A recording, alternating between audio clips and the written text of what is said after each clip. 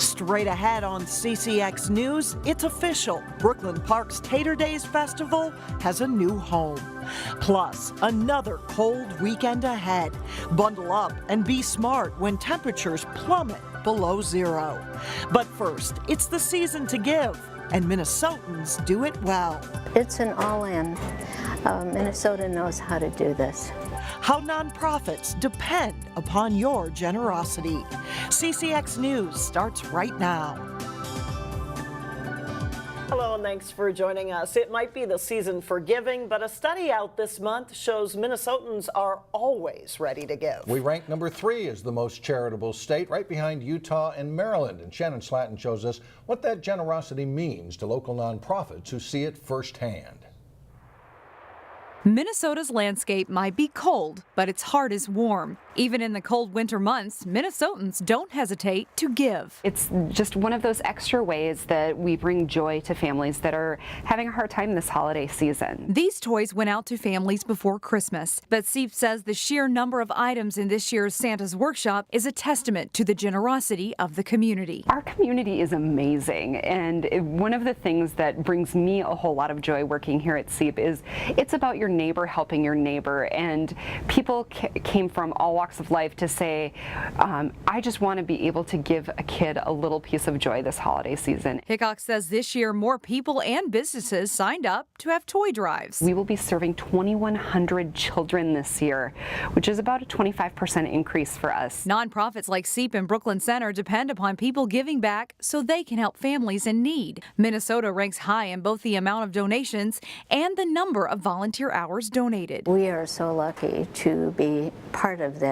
story. Volunteers and charitable giving make the work possible that Interfaith Outreach in Plymouth does every day. We are probably the poster child for generosity. This community has stepped up when it matters most. The annual Sleep Out campaign brings attention to homelessness in the suburbs. It shows no sign of slowing down in its 22nd year. Actually, this year, they started off stronger than ever. And the first time in the history of the Sleep Out that in the first 3 weeks, we have raised over $1 million. Interfaith Outreach hasn't reached their goal yet, but they have faith the generosity of the community will come through once again. We have gotten used to depend on the generous hearts in this community and just-in-time miracles that seem to get us where we need to be every year. Shannon Slatton, CCX News. And before you decide to give, the Better Business Bureau says it will pay off to do a little homework. And Alexandra sat down with the Better Business Bureau's Dan Hendrickson, who has some tips. Well, Dan, if you want to give above and beyond the charities that you regularly support, what would you say is the most important thing people keep in mind this time of year? I think doing your research, looking for charities on give.org, charities that are well run, that meet BBB's wise giving standards. Obviously, we'd like to see at least 65% of donations reach the intended recipient. So you want to make sure that there are some benchmarks there that are followed and that the charity is well run and that you can be comfortable knowing that the donation you're giving is going to reach the people you're looking to help. And what would be probably the most important tip in terms of making sure that the charity you think you're giving to is the charity that you want? Verifying. I think watch out these days too for phone calls where people are saying, well, I'm with this organization. That's easy to say, unfortunately, and there's too many people out there trying to defraud you. So if you get a phone solicitation saying they're with a charity, you can listen to the pitch. You can say, sure, send me some information. But if you're looking to support that charity, go directly to the charity's website, do your research there, and make the donation online with a credit card. Gone are the days, always a little dicey, but gone are the days when you really can give any sort of personal information over the phone, correct? Yeah, there's just too many bad folks out there looking to collect your personal or financial information. So we always say never give your credit card information out over the phone. Okay. You know, in this year, there were so many natural disasters, hurricanes, floods, wildfires, and I think there's a lot of people that would like to give to those that are victims of those natural disasters. Is there anything to be careful of, or how to know when it's, you know, another country or perhaps you know, a state out west, and you don't know exactly the right organization? How do you find the most effective way to get your money? Usually, you know, Googling, you can find some really good charities. Google the disaster, and quite often sources like the Red Cross will have lists of charities that have on-the-ground resources, system in place to distribute the goods and money they receive, to make sure that the recipients get it quickly, and to make sure there's no lost money in the overhead as far as people having to, sometimes one charity only has like a supporting role, so they have to then turn over the money to another organization. You can sometimes kind of go directly to the source by finding those big charities that have the resources to get the goods out there and the money as quickly as possible to the victims of these tragedies. And a final quick question for you, Dan, is there any don'ts of charitable giving in terms of items maybe that you think might be helpful but really end up costing the charity? We recommend contacting the charity if you're looking to give blankets or clothing, what have you. There are times a year they might need those things. There's other times they may not need them at all. So they will tell you, look, we don't need that, but maybe you could bring this, just so as not to bury them in items that they can't really use and may have to pay to dispose of. All right. And one more tip from the Better Business Bureau, don't give in to high-pressure pitches. Well-run charities don't usually do that. Well, we are in for another sub-zero weekend, and doctors at HCMC know they'll likely see more patients next week for frostbite. Now, some of the cases could stem from people getting too cold while being under the influence of drugs or alcohol. Doctors say the most important thing you can do to protect yourself is to dress appropriately and be aware of your exposure to the cold. It really has to do with people being aware, and I think that if you're wear the appropriate clothing, protect your skin, you know, keep your hands and feet dry, you can do just fine in very, very frigid temperatures. Now, frostbite happens faster than you would think. If it's below zero with modest wind chill, it could take just 10 minutes to get frostbite. Brooklyn Park's Summer Festival will have a new home come June. Tater Daze committee announced this week that it will move from the Noble Sports Park to the Community Activities Center. The location is more centralized, and it could allow more people to attend the festival because it is more easily accessible by public transportation.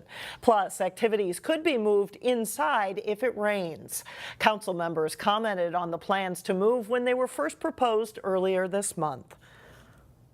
I think it is a good location. It is more centralized, and I really like the idea of having it at our community activity center so that people know where our community activity center is.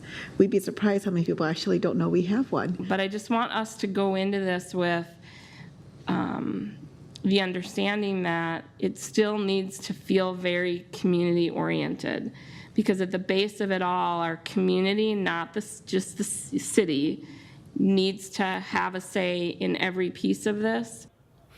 One concern with the new location is that the festival might disturb the neighborhoods near the Community Activities Center, and there might be too many people trying to cross the busy 4-lane roads.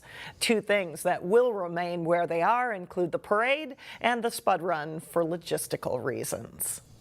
Still ahead on CCX News, you can embrace the cold or celebrate indoors, but there are plenty of ways to ring in the new year, and we'll take a look. Plus, the puck drops for the Armstrong Cooper Holiday Classic Girls Hockey Tournament. But first, we could see the coldest New Year's Eve in decades. The forecast is up next.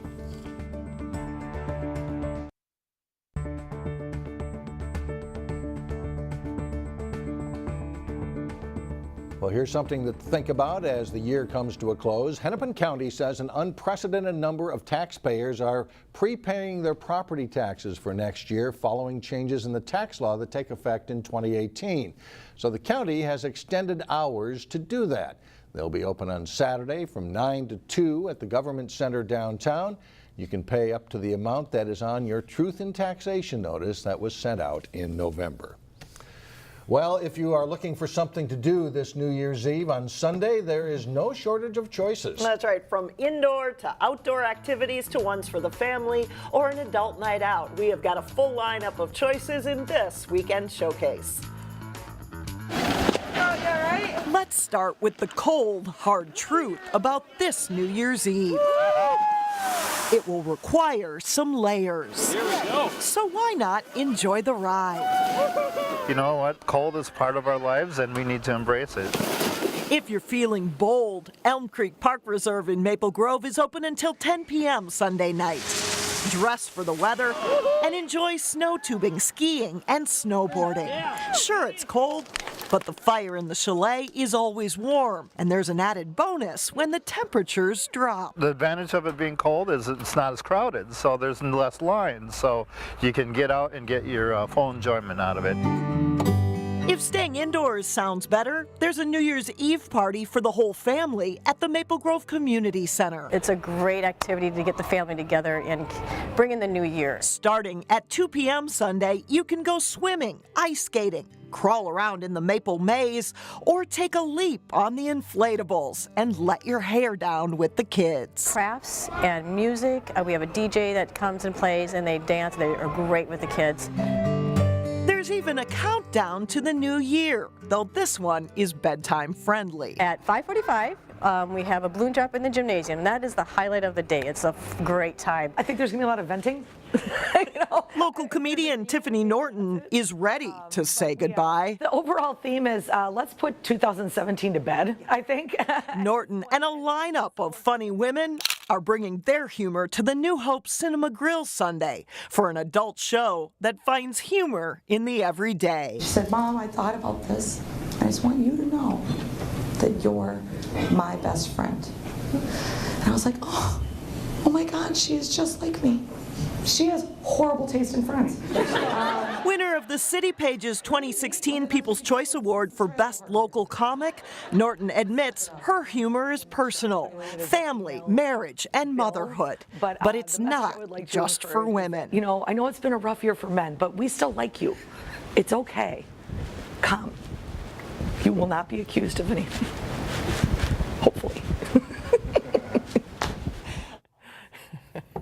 For more information on the featured events, including times and ticket prices, you can go to our website at ccxmedia.org. And it was a lot of fun to meet Tiffany today, so it should be a fun show out there Sunday night. Yeah, plenty to do. You can go outside if you Brave dare. the cold. That's right. Just dress for the weather. Or go inside. That's somewhere. right. Yeah. Up next, Cooper Band students aren't in school, but they are learning a few important lessons this week. That story's coming up later. But first, holiday basketball tournament highlights as Maranatha takes on Bloomington Jefferson. John Jacobson is in next.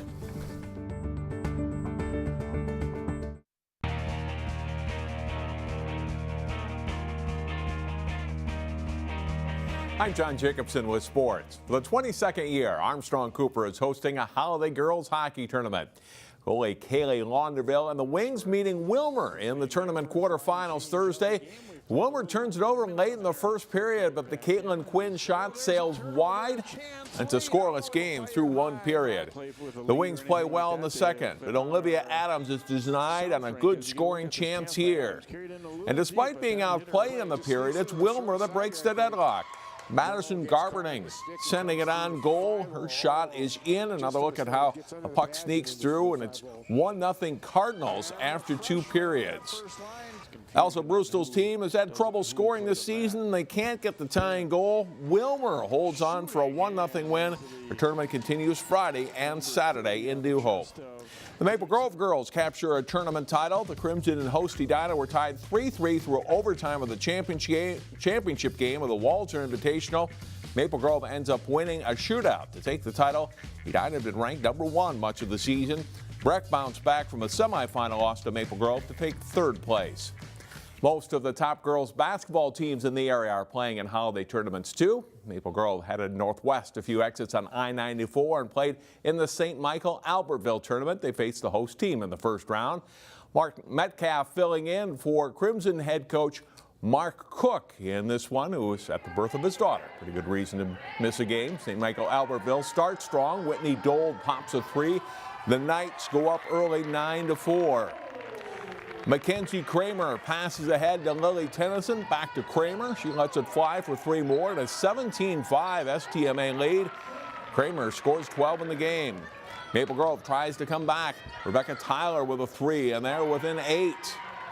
Freshman Jordan Lampker had a solid game. She'll get an offensive to the offensive glass and scores on the putback.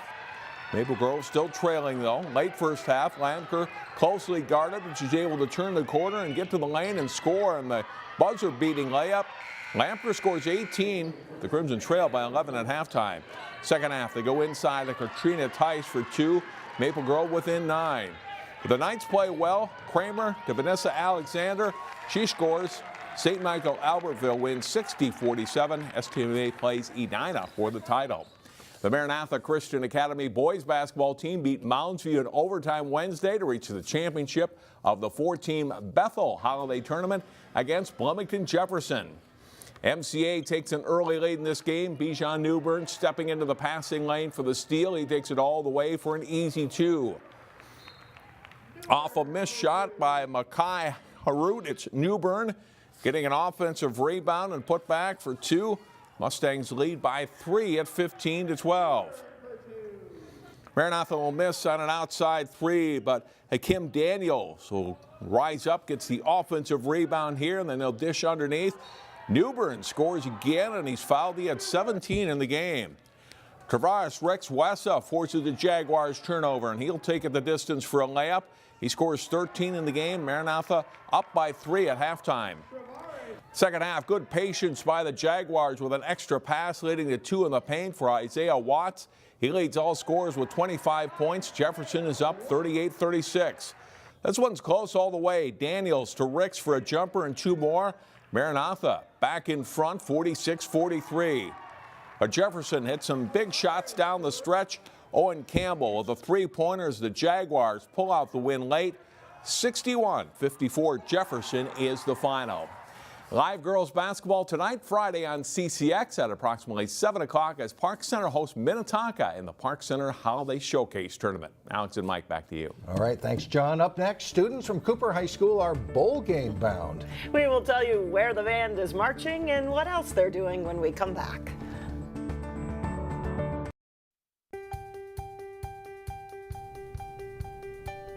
Well, we hope you can join us this weekend for a special called 2017 A Look Back, as we'll take a look at some of the headlines and game-changing stories that shaped our community, from severe weather to sports comebacks to new laws on alcohol and tobacco.